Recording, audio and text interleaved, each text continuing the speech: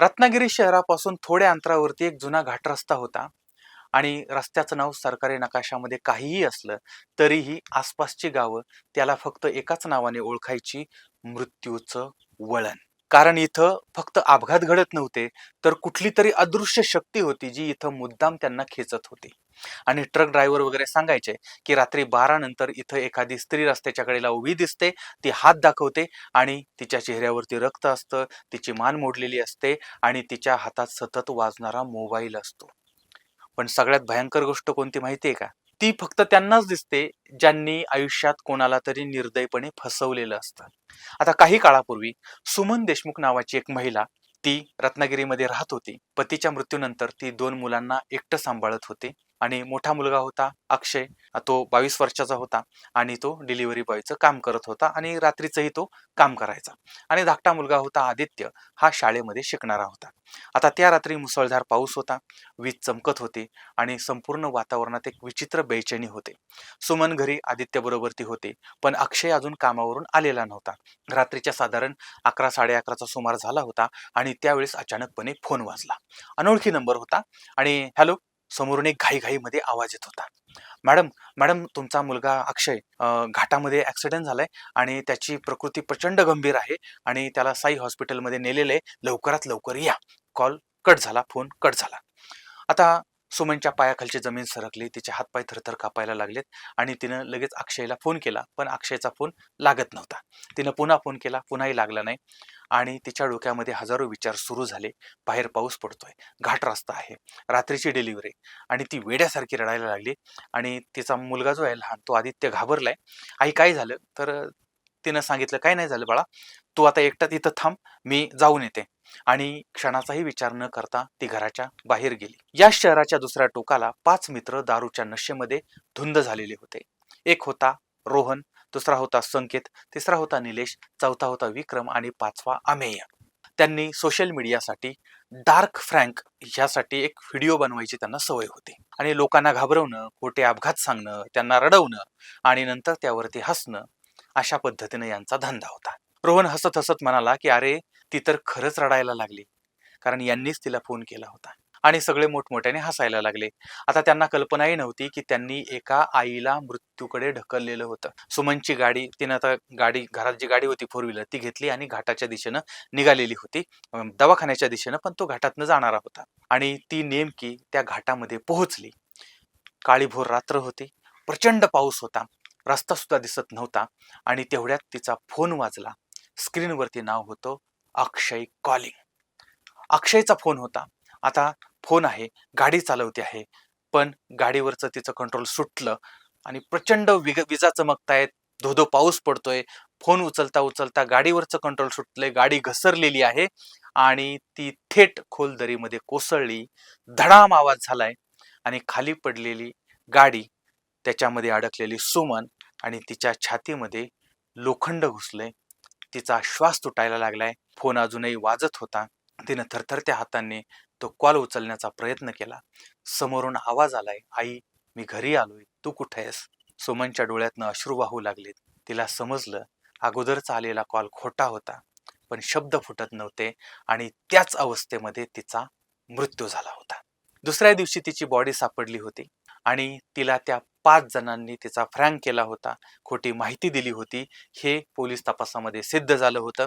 पोलिसांनी त्या 5 तरुणांना ताब्यात घेतलं होतं, पण ते 5ही मोठ्या घरातले होते, बड्या बापाचे होते आणि त्यामुळे नंतर जेव्हा कोर्टामध्ये गेले आणि पुराव्याअभावी ह्या 5ही जणांची निर्दोष मुक्तता झाली, बाहेर आले. आणि विचार करा, हे 5 जण निर्दोष होऊ शकतात कारण 2 माणसांचा खून करून जर एखाद्या व्यक्तीला निबंध लिहायला लावला जात असेल, तर आपण काय अपेक्षा ठेवणार आहे? तुम्ही विचार करा.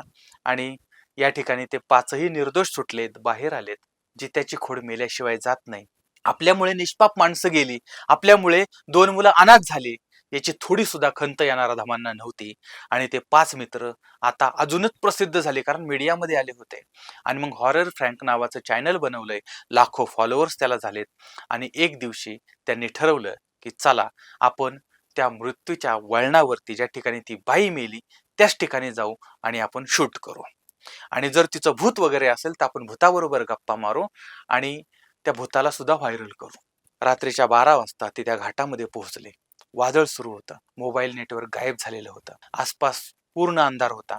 पण त्यांच्या कॅमेऱ्यांच्या लाईट्स त्याच्यामध्ये शूटिंग करायचं होतं आणि तेवढ्यात अमेयचा फोन वाजला. अनोळखी नंबर होता. त्यानं हसत हसत मोबाईल ऑन केला. समोरून एका स्त्रीचा रडका आवाज येत होता, माझा मुलगा कुठे आहे? काही क्षणात हे सगळे शांत झाले आणि अचानकपणे त्या कॅमेऱ्याचा स्क्रीन जो आहे तो फ्लिकर झाला, लकलकायला लागला आणि काही सेकंदासाठी ती बाई दिसायला लागली. पांढरी साडी घातलेली, तुटलेली मान, रक्ताळलेला चेहरा, हातामध्ये फोन. आणि हा रोहन घाबरलाय.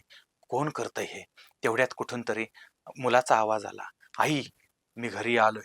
आणि तो आवाज इतका वेदनादायी होता की त्या सगळ्यांच्या अंगावर काटा आला.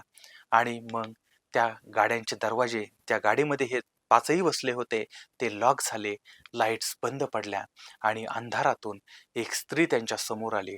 हळूहळू त्यांच्या बाजूला आली. ओल्या पावलांचा आवाज येत होता. टक टक टक आवाज येत होता. ती जवळ येत होती आणि तिचे डोळे पूर्ण काळे होते. त्यामध्ये पांढरी बुबुळं होती. डोळ्यातून रक्त येत होतं.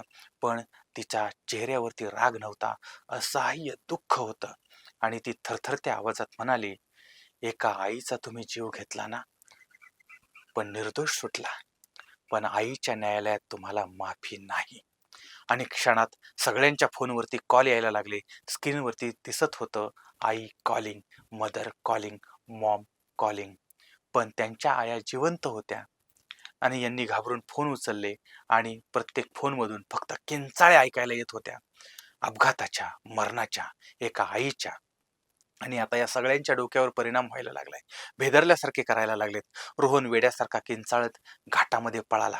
आता तो पळाला, इथं काहीतरी विचित्र घडतंय. तो तिथून पळालाय. बाकीचे सगळे त्याच्या मागे धावायला लागले. आणि मग धुक्यामध्ये एक अपघातग्रस्त गाडी दिसली.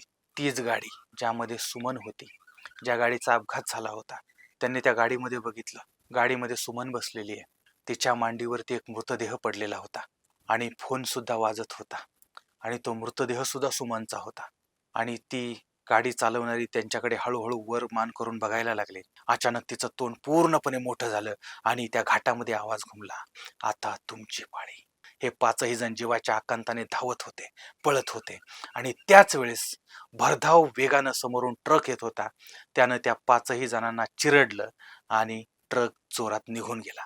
त्यानंतर त्या ठिकाणावरून अनेक ट्रक आले आणि गेले. या तरुणांच्या पापड्या झालेल्या होत्या. दुसऱ्या दिवशी या घटनेला वाचा फुटले. 5 तरुणांचा मृत्यू, जवळच त्यांची गाडी, त्यामुळे ती ओळख पटली. आणि यानंतर त्या पाचही जणांना रस्ता खरडून काढायला लागलं. पापडासारखं त्यांना काढावं लागलं होतं. आई बापांनी मुलावरती जे संस्कार केले होते त्याची ही परतफेड होती. आपल्या फ्रँकने कोणाचा तरी जीव जाऊ शकतो, कोणीतरी उद्ध्वस्त होऊ शकतो, हे माहीत असून सुद्धा या सगळ्यांनी ते केलं. आणि त्यांचा सुद्धा शेवट तशाच पद्धतीनं झाला. यांनी त्या बाईचा फ्रँक केला, नियतीनं यांचा फ्रँक केला होता. दुसऱ्या दिवशी सकाळी संपूर्ण शहरामध्ये ही बातमी पसरली होती. मृत्यूच्या वळणावरती 5 तरुणांचा भीषण अपघात. आता पोलिसांनी कसाबसे ते मृतदेह जे आहेत ते रस्त्यावरून खरडून गोळा केले. आणि त्यानंतर त्या गाडीत कॅमेरे जे होते ते चालू होते. आणि ते कॅमेरे बघितले, मोबाईलचे कॅमेरे बघितले. आणि त्यावेळेस त्यातले फुटेज पोलिसांनी पाहायला सुरुवात केली. आणि सुरुवातीला त्यात किंचाळणं, अंधार, वादळ, आवाज हे सगळं दिसत होतं. त्यात त्या सुमनचा, ती मेलेली सुमन होती, तिचा चेहरा दिसत होता, तिची तुटलेली मान, तिच्या हातातला मोबाईल, सगळं त्या कॅमेऱ्यामध्ये होतं. आणि आवाज ऐकायला येत होता की आईच्या शापातून तुम्ही वाचणार नाही. आणि त्यानंतर ते व्हिडिओ बंद झाले होते. आणि आता खरी भीती सुरू झाली होती. कारण पोलिसांना त्या रात्री त्या रस्त्यावरून गेलेल्या सर्व ट्रकची माहिती मिळाली होती. आश्चर्य बघा, त्या रात्री आणि त्यावेळी त्या घाटातून एकही ट्रक गेलेला नव्हता. आणि याच वेळी इन्स्पेक्टर जाधव यांच्या फोनवरती एक फोन आला. हॅलो, मी सुमन बोलते. ज्यांना तू वाचवलं ना, ते तर गेले. आता तुला कोण वाचवणार?